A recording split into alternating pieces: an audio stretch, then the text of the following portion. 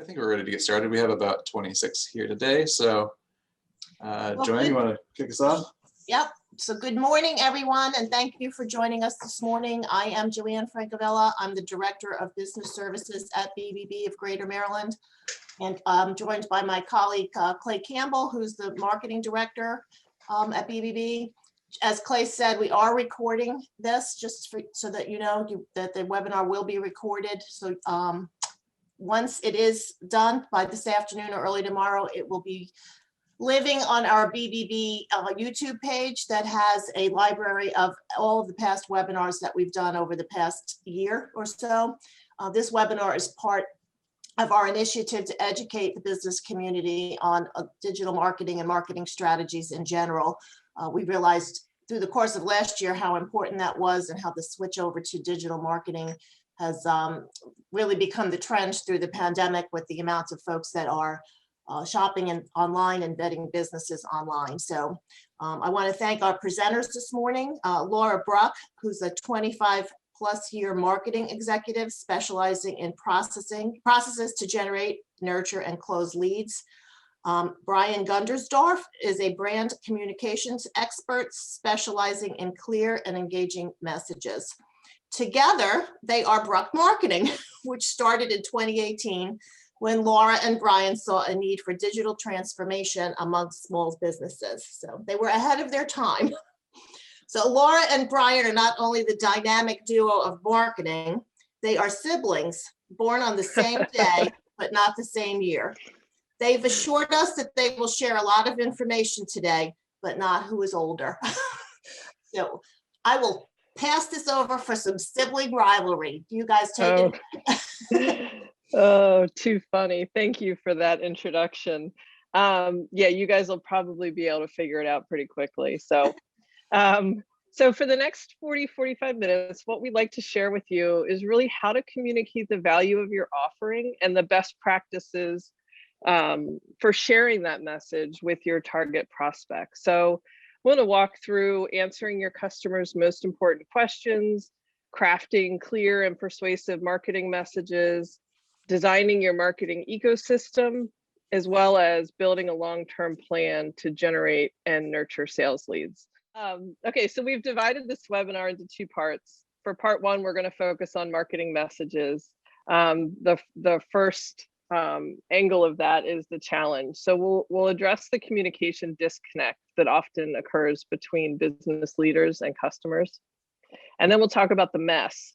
That's all the stuff that business leaders try to shove into a marketing message, right? You want everybody to know everything you do. And then finally, the structure. So what is the customer looking for? What should you say? And in what order? We'll go through that.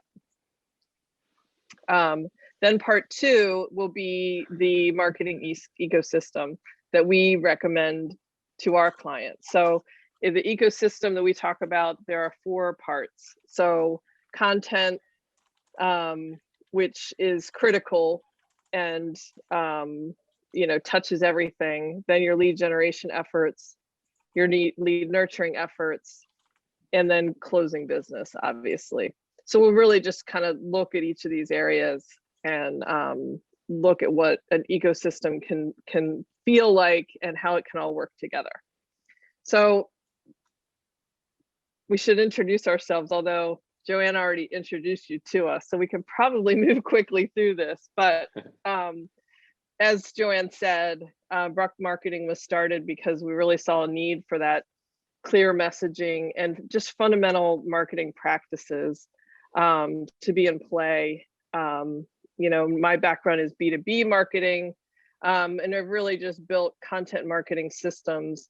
And ultimately, that content marketing system is about driving leads, right? And so how do you create a pipeline and leverage that content to do so? So I'm gonna turn it over to Brian to introduce himself, and then really just he'll dive right into part one. Cool. Yeah, so I'll give you the short version of this story of me is my previous experience before Bruck Marketing was working with a small team that supported big marketing agencies to help them communicate their value to their clients. And now I'll give you a different version of my history. So decades ago, I made a very modest living as a touring songwriter. When I wasn't on tour, I was in the Baltimore area, and there weren't places for me to play on a regular basis that were a good fit for the kind of music that I made. And when I had friends that did what I did, that were touring through the area, there weren't places where I could recommend for them to play while they were passing through, which sucked because when I was passing through their towns, they had places they could point me to and make connections for me. And I wanted to give that back to them. Now, UMBC had just finished building this many million-dollar new Commons building. And so I found the contact information of the person who was in charge of bringing activity to that space. That was part of their vision, was that this would be a place that students would come between classes at the end of the day to kind of get immersed in culture, mingle, have some arts exposure. And I thought, well, maybe I could be a part of that. Maybe that's where I could bring friends to perform. Maybe I could have a gig there myself every once in a while. And so I found the contact there that I needed to talk to, and I made an appointment, and I showed up one day with the intent. My plan was I was going to tell them, hey, I want to play music. You can help me, right? Which was the wrong message. On my way into her office, I passed the catalog for the National Association of College Activities. NACA, as it's called for short, is the proper way that colleges do this. They send somebody off to a conference, and they're exposed to a lot of performers and speakers and a variety of different kinds of activities they can bring to their campus. They find some that they want to book, they book them later. Now, I know NACA, and so this actually worked out really well for me. On my way into the office, I grabbed the catalog, and instead of giving the pitch that I meant to give, I accidentally gave a pretty decent pitch. And it followed this format. Rather than talking about myself first, I talked about her experience and what she was going to be immersed in the coming weeks. Because she had that catalog there, I kind of had a hint that she was going to send somebody off to this conference. That means booking airfare, booking hotels, spending a lot of money to get somebody to this conference. And when we started talking about that, she exposed that, yeah, I mean, this is going to take up like a third of my budget before I even have anybody at the school. And so that was a great way to start, because we got to talking about that and her pain points in this process of working with NACA, which is where we want to start the conversation. Then I started to give her a little bit of insight that I had about the markets that she's working with, these performers that she's booking. What I knew about them is it's also expensive for them to get to that conference, right? And when they do, frankly, they up their rate significantly, because many of the colleges that they get booked at don't create good experiences for them. They'd rather play more of a venue that they know they're going to show up and have the right kind of audience and have attention drawn to them, and not, not be in a cluster of noise, which is often the case at the college. But there are a lot of colleges that provide great experiences. They just don't know which one's which. They will increase their rates, this is true, by anywhere from 5 to 10 times as much when they're getting booked through NACA, is what I had heard from other performers. So then I proposed an offering, right? And so why don't you do this?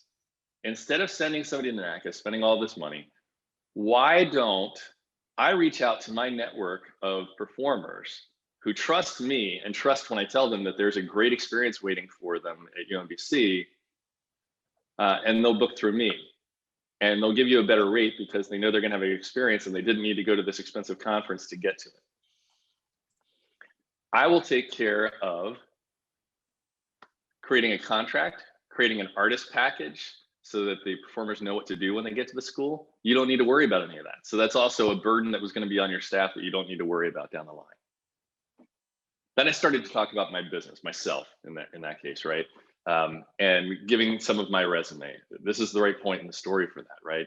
Now that we've set up what we're even talking about, some of my accolades make some sense to talk about. I was, I had modest success, but I had booked a lot of big name festivals for myself for that summer, and I gave the names of the things I was going to do. I was also booked at a major spot at a big conference, which is a lot like NACA, and it helped make the connection to why I would be a good person to be connected to these artists that they would trust to bring into the school. And finally, I called them to action. So this is a brand new space. And so what I wanted to do was give them a toe dip that they could take. Rather than what I wanted was to say, look, rather than having a budget that lets you bring one performer to your school once a month, here's what let's do. Let's have a contract where I'm bringing 2 artists a week for exactly the same amount of money. That's what we can get to. But before you commit to all of that, why don't I come and perform in the space one time and you bring everybody that's a stakeholder in this that needs to help make this decision to that performance. I'll do it for free. And here's the big advantage of that. You're testing a brand new space. You are going to spend thousands of dollars to bring a performer into a space that you haven't tested yet. I'll do that part for free. And then if it flops, neither of us has really lost anything. And she liked that idea a lot. And that ended up turning into a contract where I was bringing 2 performers to the school a week. And it's because in retrospect, if I'd gone in with my original message, it wasn't going to work. But because I presented the information in an order that she could digest, opening with empathy for my customer, starting the story in her world, and then gradually leading her into my world, the pitch worked. So I'm sharing that because very often Laura and I give a messaging workshop on a regular basis. We've done it 25, 30 times now. And what we're usually steering towards as our prime objective is to come up with messaging for instance, the homepage of a website. And I've never talked about it in terms of actually having a conversation and pitching. But I realize it's exactly the same format. It's exactly the same thing that you want to do. You want to talk about your customer first, open with empathy, start the story in their world, gradually lead them into yours. Here's the disconnect. Here's the challenge that we have often communicating with customers. Customers are more impulsive than we realize. They form lasting opinions in a fraction of a second. There's a lot of research that proves this out. They form an emotional connection to the opinion that they reach early on. And if they form a positive emotional connection to it, they'll receive our message, they'll receive our brand with optimistic abandon and want to believe in what we have to offer. But if they form a negative emotional connection, they'll end up reading our message, looking for gotchas, feeling like a skeptic, feeling like, what are they trying to get away with here? And the difference at the beginning of communicating with them of which of those 2 you achieve is so important, right? It's night and day, the difference between the way that somebody receives a message based on that first impression. So that's super important. The next part is that we as business owners are cursed with domain knowledge, right? We understand what we're talking about so well that it's hard for us to separate what we know because it's common sense and everybody knows it versus what we know because we're experts in our domain and have deep knowledge and language that we use and acronyms that we use that our customers have no idea what we're talking about. Customers have a challenge that they understand the problem that they come to you with, but they don't always understand how the features that you're talking about relate to their problems. And that's a challenge for them. We overvalue those features as business leaders. We're excited about them because we worked hard to develop them. Our teams worked hard to develop features and services that we want to go talk about to the world. But what they really need to hear about from us is a plan that gets them from their problem to success. And they don't understand how to make that connection a lot of times. Final thing is that they decide with their emotions. We want to believe that there's this completely logical process, and there is something to logic in the mix, but brain scans show that customers decide with their emotions. And they're 22 times more likely to remember a fact when we've wrapped it in a story for them. So what that means is if you have a statistic that really works for you, great, but put that statistic in a story and they'll actually remember it. Here's the mess. And confirm for me real quick that the slides are keeping up and you just saw a bunch of words pop onto the screen. Good, good, good. Okay, so here are some of the different talking points that we're trying to smash into our messages. If we're business leaders, we really want to prioritize things like features and differentiators. We're wired that way. We want to talk about those things. Messaging experts ask us to prioritize things like social proof and empathy, right? Because we understand about that emotional connection and that what we see other customers do makes us feel safe that we should do the same thing. But there's a lot of stuff here, and this is just the tip of the iceberg on this slide. So where does it all fit into our message? That's what we're here to address today. Also, your customer has some internal questions. They have questions that they're not even saying out loud. Here's one: should I pay attention? Right? Before anything else, if we start talking to somebody and we're clearly there to sell them something, the first question they're asking is, should I pay attention? They have an entire book's worth of language being thrown at them on a regular basis. 100,000 words or something like that is what people are consuming on a daily basis. And they've got to tune most of it out. They just have to. Am I ready for change is a question people don't think about that is so important, right? People are anchored into what they're doing on a day-to-day basis.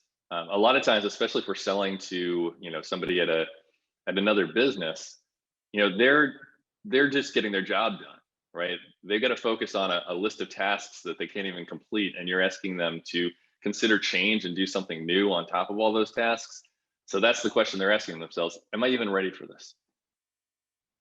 Then what do I have to do, give up, and go through in order to achieve success? Is this safe?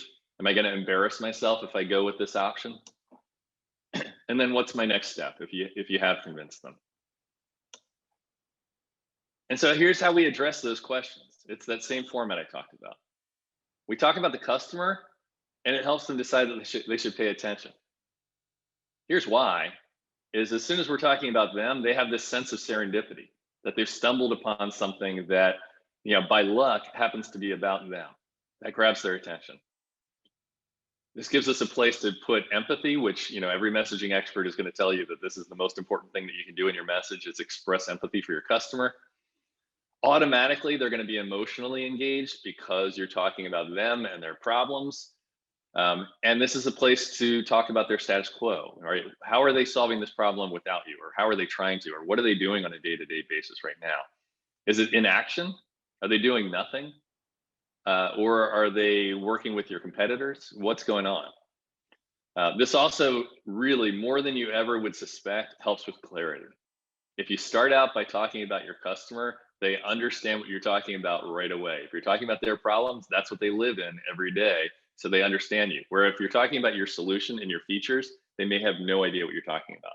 And you won't necessarily know because they'll nod along because they still haven't decided if they should pay attention. You evoke curiosity because here you are talking about their problem, but you haven't introduced what the solution is going to be yet. So you got them hanging. You got them waiting for that next piece of information. From there, you talk about the market, and this gives you a good place to put things like market trends, the scale of the problem that they're facing, the size of the opportunity for them if they do act. Logic of appropriateness, I'll tell you what that is in a few minutes. You can reach philosophical alignment with them if you share with them the scale of the problem. For instance, in my example with the college, letting them know, hey, not only are you paying a lot of money to go to this conference, the performers are paying a lot of money to go to this conference. And so overall, you're just paying way more money than you need to. Inside, that hurts them a little bit, right? And we reach a philosophical alignment that that's just a wrong way to do things, and that there's potentially a better way. Then you talk about your offering. You guys are probably already good at this, but the thing that I want to remind you is that we should talk about our plan to get our customer from a bad place to a good place, rather than listing off features. I think many of you already know that. We want to make this seem as easy to use as possible. Talk about differentiators and objections that your customers might have, address their barriers to entry. Then we can get into features and options, although I would address those as your two least important pieces of the message. Very important is to give them a takeaway. Give them your most important thing or your MIT, and reinforce that in your message over and over again. If you're thinking about your web page, you can reinforce your takeaway or your MIT in your images that you choose, and the testimonials that you choose, in your message several times, in your headlines, right? There's so many ways to reinforce a message that you want to make sure that they leave with. Then we'll get into the business, right? So this is where you get to talk about you and your accolades. This has nothing to do with your solution sometimes. This is just establishing you as an authority that is relevant to their business or their need. Here you can talk about the value. If you have a high return on investment that you provide, for instance, or making the change and working with you can save the money over time. This is a good place to address that. But very importantly, using social proof. Social proof means other people have chosen to use my service or my offering. Therefore, it's safe to do. That's it. That's social proof. Using a testimonial does a great job of this, showing that you have 100 customers that continue to work with you on a regular basis provides great social proof. Finally, your action. What is it that you want them to do? This might be a toe dip like I did with UMBC, and I said, let's do something for free first, right? And test out the space. Very often a toe dip is call me for a free assessment, or let's try something, yeah. As you're stating that next action though, that next step that they can take, remind them of what is at stake for them. And we'll take a look at specific examples for how to do that. So let's use an example of a plumber. And I'm doing this because every time I see a messaging webinar, somebody raises their hand and they have a tough one like this, that, hey, I'm a plumber, what can my message be? What can my story be? And the answer at first almost needs to be, it depends. And that's a tough answer, right? Like you don't want to get stuck with that if you're presenting the webinar with the it depends answer. Well, here's what it depends on. Who is your ideal customer, right? Because if you're a plumber, it's not necessarily one thing. You might have an ideal customer as a general contractor who's seeking help with new construction or renovations. Or you might have an ideal customer who is a homeowner with a slow leak that is costing them money over time. Or finally, a homeowner with a plumbing emergency who needs help now. All right, who do we choose who to focus on? How do we choose who to focus on? Well, here's one model to do that with them. There are a lot of great ways to decide. And you don't, in terms of how you run your business, you don't need to pick one, of course. But in terms of how you gear your message, I do recommend probably addressing each one of these separately. So which audience has the greatest appetite and budget? That's a pretty decent way to decide, right? It's very kind of you to serve the audience that, they can't afford your services. But, if you address the audience with a bigger budget, you're more likely to close more sales. And especially if they have a greater appetite for what you're offering. What audience benefits most from your offering? That's important to consider as well. And what kind of customers do you have access to is super important, right? If you can't get to them, if you can't reach them with your marketing messages, if you can't figure out how to do that, if you're surrounded by one type of audience and not the other, focus on the ones that you have access to first, and then figure out how to access the rest once you've reached some success there. So that's how I'd choose. So I'm going to give you some messages over the course of this that focuses on this last audience for a plumber, a homeowner with a plumbing emergency who needs help now. And what I'll share here is messaging and business strategy are deeply intertwined, right? So you may make some decisions about the strategy that you want as a business that makes the message that I'm going to share with you not the right message, right? But you got to pick a strategy for your business and then reinforce it in your message. So those two things just go together. So, okay, so for the general contractor seeking help with new construction or renovations, what is the status quo for them? What is their old plan, right? What are you competing with is basically what I'm asking. So they attempt to manage construction to a schedule, and the challenge that they have, right? You got to think about their challenge, is that they struggle to get contractors to arrive and finish on time as those contractors are juggling other projects, right? I live in St. Augustine, Florida. There's new construction here happening all the time. And I talk to these folks and this is the bane of their existence, right? There are too few contractors available for all the construction that they want to do. And they're always waiting for the next contractor to arrive so they can move to the next step. For the homeowner with a slow leak that is costing them money over time, they might be putting off repairs due to busy schedule and inability to take off work and meet the plumber at their home or property. For the homeowner with a plumbing emergency who needs help now, their old plan, their status quo is they're frantically calling local plumbers as the damage to their homes escalate. And that's a tough problem to face. So one of the things that we need to consider with each one of these is, what are we really competing with? In one case, it might be other plumbers. In the second case, it's actually inaction. And inaction is my favorite competitor, right? We can always beat inaction. A different business model is another thing that you might be competing with, and you need to consider that. So we're going to take a little bit of each of these in our message here, but we want to start with this. And this will be an exercise that I want each of you to try on your own. So if you have a pen and paper right now, write down what you see on the left side of your screen. We help, and then draw an underline, so they can, and draw an underline, without, and draw an underline. And what we want to do here is talk about your customer's problem, not necessarily telling them what your solution is, right? We're not going to talk about ourselves here. We're only going to talk about our customers, and we're going to create curiosity. And this is one kind of message that you can create. So I'll give you an example here.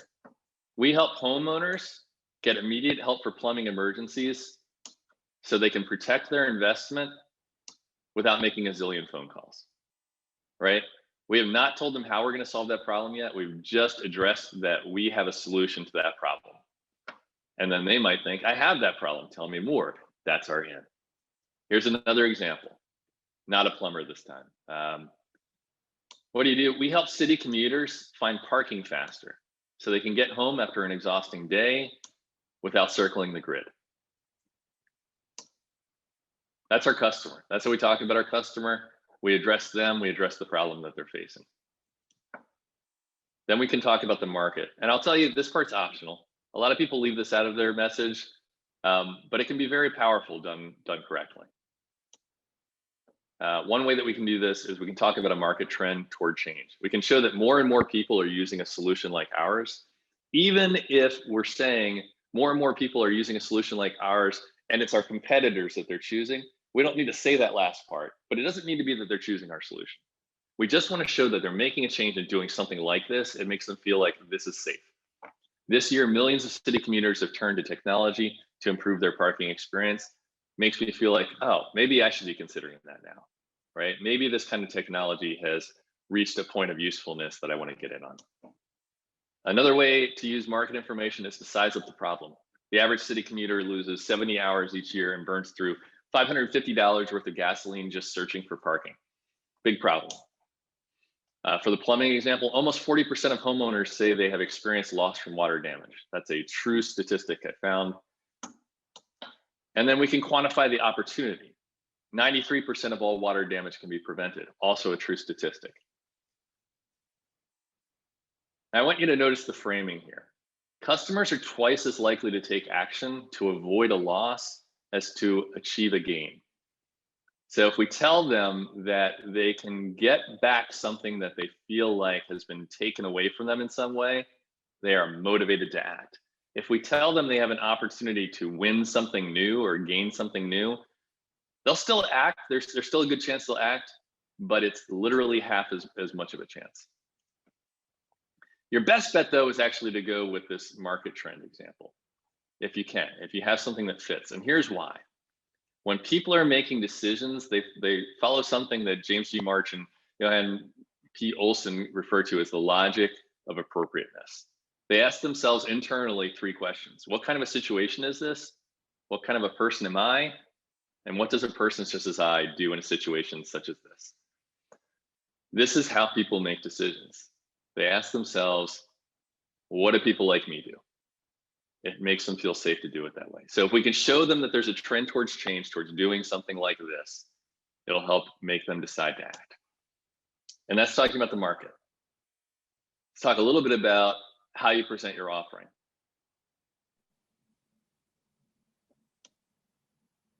We're going to blast through these last pieces because these are the parts that I think you are already comfortable talking about. So we want to show customers that it's easy to get started, that there's a clear path to the destination, and then we can share with them any vehicles, right? What are the tools that they would use to get there? And I'll just give an example. So the old plan that they have is this deal where they get on the phone and they call every plumber in town. Here's an example of what might be their new plan. Make one call to One Call Plumbing instead. We provide an annual assessment that prevents emergencies, and we equip your home with smart sensors that catch leaks early. If something still comes up and we aren't immediately available, we'll find you another highly rated BBB accredited plumber who can get there fast. It's a pretty good plan. Now, you may not be able to address all of this in your plan, but it answers the problem that the customer had. So this is another thing I want you to jot down on your piece of paper, right? Write down old plan, underline, write down new plan, underline. This is another kind of message that you can present where you just share, this is the old way you used to do things. This is the way that you're going to do things in the future, and it's better, right? And we're going to leave it at that for offering for now and move on to business. Is this safe? So there's a lot that we can do to make customers feel like this is a safe choice to make.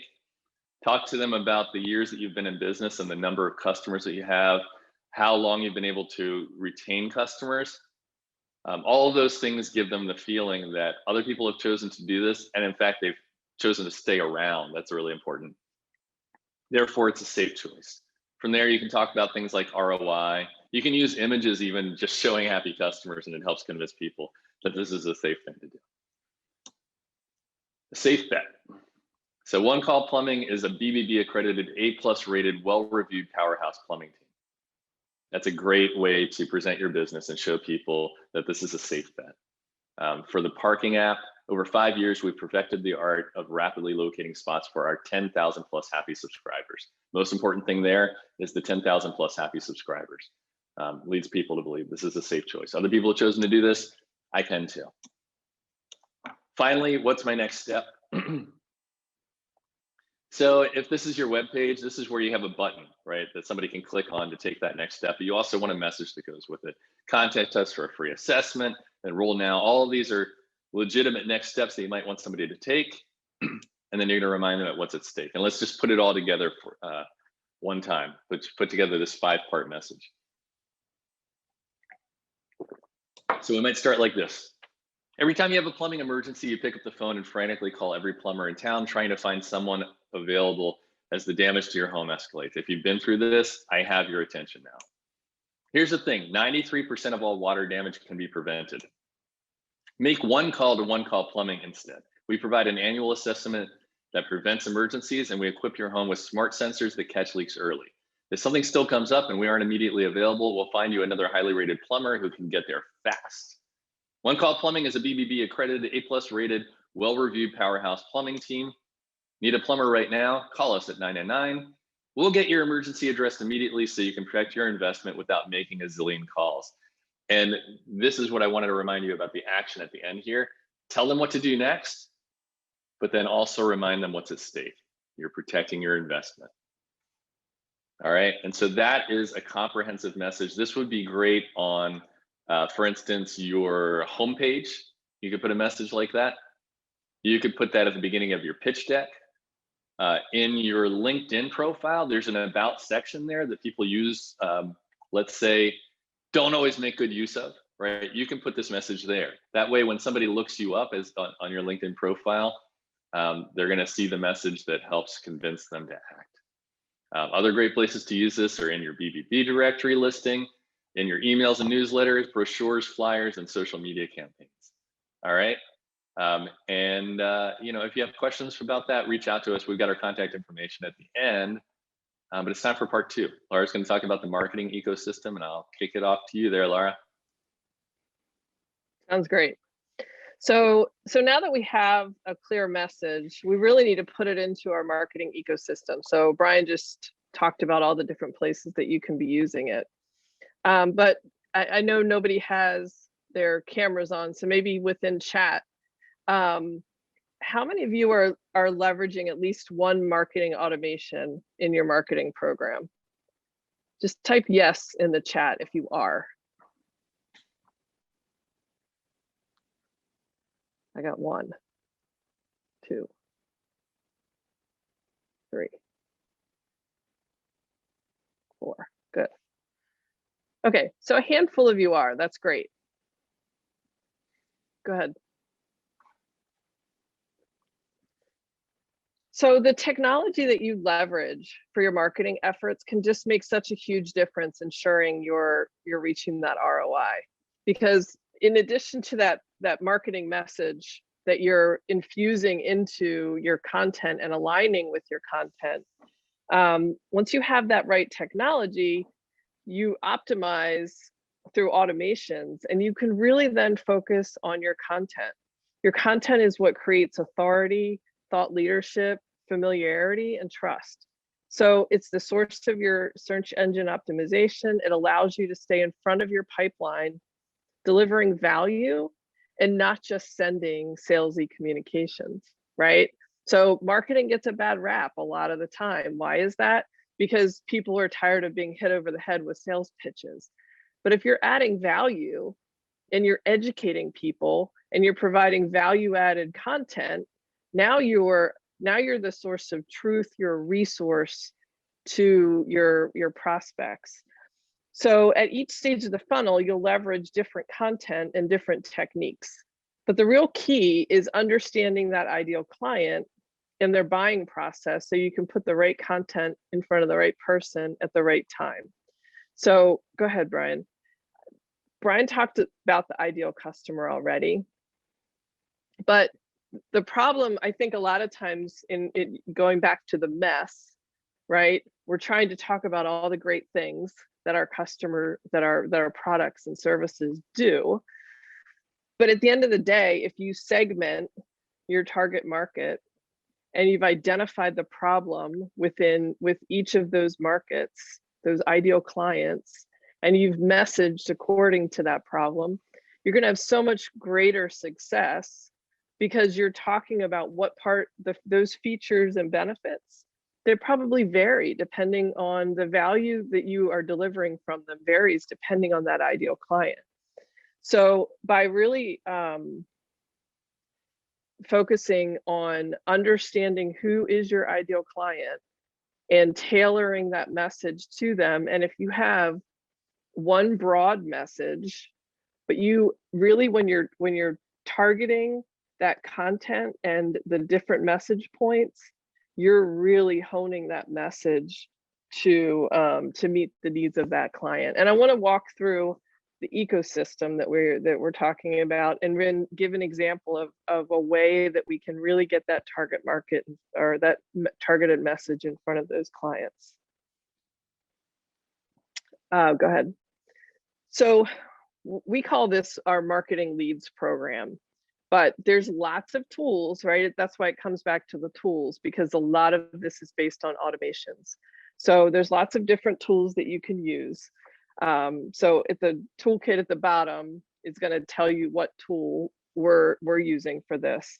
So we want to target our ideal client. So I'm sure all of you are in LinkedIn, but if you haven't tried Sales Navigator, if you're using premium LinkedIn, by the way, and you're paying for that, switch yourself over to Sales Navigator. The cost is negligible, and there's so much more you can get out of Sales Navigator. So in Sales Navigator, and I'll show you examples of all of this after I walk through the whole process, but it will give you the opportunity to really find and search for that ideal client in the target market. The next step is that we want to connect with people, right? Through LinkedIn, that's the intent of it. So if you're not actively reaching out to people and making connections that are in your target market, you should consider that. There's automated ways to do it. But you'll see when I show you an example of this step, the key to it is your content, right? You don't want to reach out to people and pitch them. You want to reach out via LinkedIn emails, but you want to offer information that could be helpful to solving their problem. And then you want to reply easily in answering the questions, the engagement that you've created. You want to be able to easily reply to make this, your ecosystem can't be cumbersome, right? You want to focus on the content, not on the process. And then finally, you want to take those connections that you've made and you want to nurture them. You can nurture them within LinkedIn, but you can also take them over to whatever your CRM or ESP and nurture them via email. So I just want to share examples of each of these really quick. So Sales Navigator. In Sales Navigator, this is only part of what you can choose. You can choose your region, you can choose by title, you can choose people that are in the same groups as you can choose people that have things in common with you. But one of the keys here is this right in the middle there is second degree connections. So you want to reach out to people that have people in common with you, right? There's something safe about adding this connection that is connected to other people that you're connected to. So we're creating a list of our target market, and it's not always easy. For some industries, it's really straightforward. You can really hone in on your target market if it's a specific title within a company. You get to B2C and you're trying to find like attributes of people, it gets a little bit trickier. But for B2B, if you're targeting an industry, you're targeting company size, you're targeting a title, then Sales Navigator will really help you with that. Then we want to craft our message, right? So just like the exercise that Brian just walked us through, I want to introduce myself. And an important part of my introduction is why, right? I want to share insights and solutions. I'm not here to sell you. I'm here to share information. So the first thing I do, I don't know how well you can see it, but the first thing I do is I offer a white paper, right? We've written this white paper about messaging. Would you be interested? Then a follow-up message to that, if they haven't said no, then I can follow up, and then I can say, hey, we also actually do a workshop if that's of interest. And then a little bit down the road, I might just reach back out and say, hey, I'd like to continue to be able to share information like this. Would it be okay if I add you into my monthly newsletter? And if you click,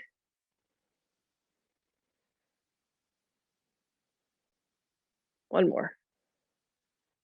So I know, right, this is a crafted campaign. I know how people are going to reply. They're either going to say, yes, I'm interested. And if they're interested, I have a message, the same message that I send, right? I'm just giving them the white paper. They said they'd be interested in the white paper, so I'm sharing it. If they're interested in the workshop, I have a message already set up for that. If they're not interested and they say no thanks, then I'm going to very respectfully say, hey, no problem, glad to have you in my network, and then move on. So at the end of this, after I ask them if they're interested, most of the time people say yes, and they actually give me their email. And so now I can take that connection that I just made, and I actually can use webhooks, and I'm going to automatically push it over to, I use ActiveCampaign, so I'm going to push it over to my ActiveCampaign, and I'm going to send them a first message that just says, hey, we connected on LinkedIn, and I'm going to share not just one white paper, but I'm going to share a second white paper too, because I'm still just interested in connecting with this, because I know they're my ideal client. So I don't need to push on them. I want to show them my thought leadership and my authority on the subject. I'm just going to share information. And then I'm going to move them to a second message that really tees up the fact that they're going to be in our monthly newsletter communication going forward. So it really, this is now my ecosystem, right? So I found a way to connect with them via LinkedIn, and I pass them content, then I move them into my email system, and now I have them in a monthly communication so I can continue to share content. And now if that person, this ideal client, says, you know what, we really need to look at our messaging, I'm in their inbox, I'm the one they hopefully will think of, and they're going to reach out. And I'm not hard selling, I'm just there as a resource to them. And that's sort of the point of content marketing. It's softer, it's driven by thought leadership, and all that content that you're creating, you're also putting on your website. It's driving your SEO, and it's really like it all just feeds into creating this system that over time just sort of works for itself, and you're focused on the right content and the right message. So sorry, I'm going, backtracking to this slide to just remind everybody some of the kinds of content that may be relevant here. So a good point. You may create a lead magnet. A lead magnet is very often how to do this, right? Whatever it is that you're an expert in, sharing that information is a good thing to be able to give away. Same thing in your blog, and being able to share a good blog has a similar effect. Being able to create case studies and product overviews, right? These are examples of content that you might share that way. And ultimately, of course, you're trying to drive people to your website every once in a while as well. Yep, thanks. Good point. Yeah. All right, I'll zip so through these slides again.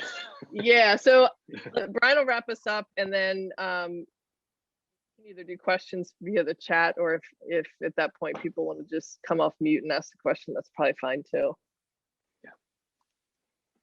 All right, so just reminding what we went over, and you know, some next steps that you can take on your own. We want to get you to write some brand messages, right? So a short format brand message where you're just talking about your customer and their problem with this: we help blank blank so they can blank without blank, right? Write that message for yourself. Put together an old plan, new plan message. This will typically be, you know, a couple of paragraphs. And then write a full message that talks about your customer, your market, your offering, your business, and the action you want that customer to take in that order. We want you to map out your marketing ecosystem. Write this thing down, find the gaps, and set realistic goals to fill them. So how are you generating leads today? If you don't have an answer to that, fill that gap. How do you nurture leads?